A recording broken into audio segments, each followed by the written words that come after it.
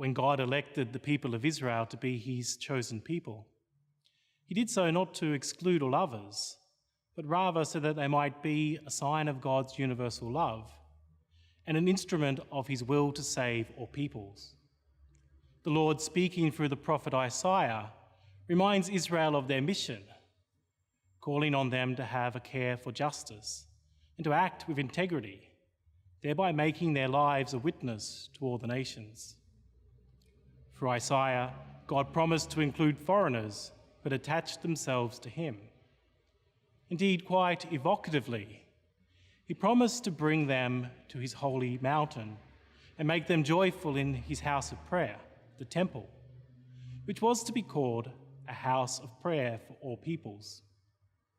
So often the temptation can be, particularly in times of crises or turmoil, to withdraw within safe boundaries, to label the other as other, and to exclude them from our field of vision, whether that be the other who is the foreigner, the homeless, the refugee, or the one who professes a different creed. The story of Jesus' encounter with the Canaanite woman likewise draws to mind God's offer of salvation for all people.